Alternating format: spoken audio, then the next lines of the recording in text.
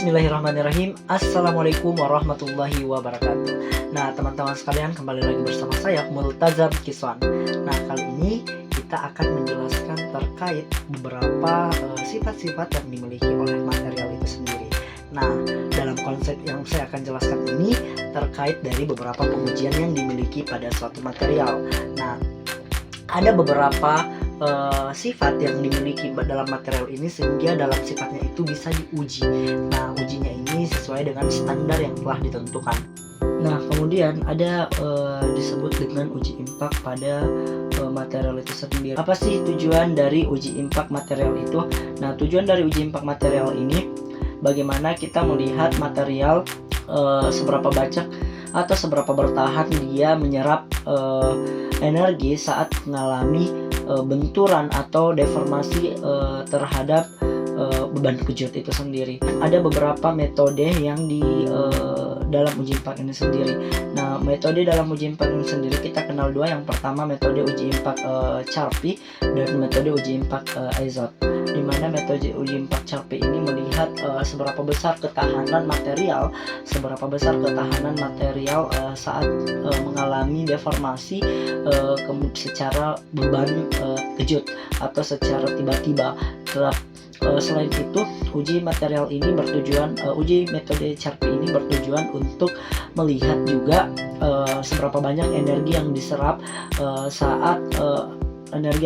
saat material ini mengalami benturan. Kemudian ada yang disebut dengan metode uji impak Izod. Nah, metode uji impak Izod ini tidak seberat dengan metode uji Charpy. Nah, di mana metode uji Izod ini metode uji impak Izod ini spesimen dijepit untuk melihat bagaimana ketahanan pada suatu material pada saat mengalami benturan. Faktor yang mempengaruhi uji impak ini ada beberapa faktor. Yang pertama adalah geometri spesimen. Nah, geometri spesimen ini merupakan ukuran dari bentuk material itu sendiri, kemudian dari kondisi suhu. Biasanya material-material yang sangat berpengaruh atau berdampak pada suhu itu akan mempengaruhi pada saat pengujian impak. Nah, bagaimana yang dimaksud dengan keadaan atau yang dipengaruhi oleh suhu? Biasanya kalau ketika suhu lembab, suhu yang lembab atau suhu keadaan yang kondisinya basah, nah ini akan dipengaruhi oleh material baik dari segi struktur, segi kekuatan material itu sendiri pada saat mengalami beban kejut. Nah, kemudian ada namanya kecepatan pukulan. Nah, jadi kecepatan pukulan ini juga mempengaruhi dari uji impak itu sendiri. Nah, uji impak kan yang kita ketahui bahwa dia adalah untuk melihat seberapa besar perubahan bentuk atau deformasi pada suatu material pada saat mengalami beban kejut. Nah, artinya kecepatan pukulan ini dipengaruhi. Kalau semisal kecepatan pukulannya rendah atau tinggi, itu akan mempengaruhi material itu sendiri.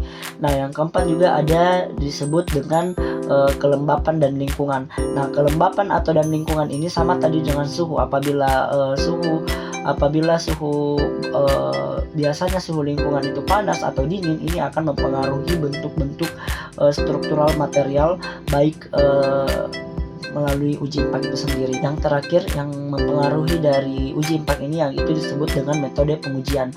Nah, yang tadinya adalah metode Charpy, di mana ketika kita melakukan metode Charpy adalah metode yang secara tiba-tiba, kemudian adalah metode Izod. Nah, metode impak Izod ini biasanya dijepit kemudian diberikan beban kejut. Nah, ini akan kalau metode Charpy ini banyak struktur atau banyak dari sisi-sisinya yang tidak menentu di mana saja yang terkena atau di mana saja terkena deformasi material. Sementara di metode uji Izod ini sudah diketahui bagaimana material akan mengalami bentukan atau deformasi perubahan bentuk karena sudah ditentukan bagaimana tingkat kecepatan pukul, di bagian mana material itu akan dipukul. Ada beberapa jenis patahan pada material setelah diuji impak. Nah, pertama itu ada disebut dengan patah ulek. Patah ulek ini terjadi ketika material mengalami deformasi yang plastis, yang dimana signifikan sebelum patah ini ditandai dengan permukaan patahan yang besar, permukaan patahan yang besar dan cukup kasar serta berserabut. Nah, kemudian patah getas. Nah, patah getas ini merupakan jenis kerusakan material yang biasanya terjadi secara tiba-tiba tanpa adanya deformasi plastis yang signifikan.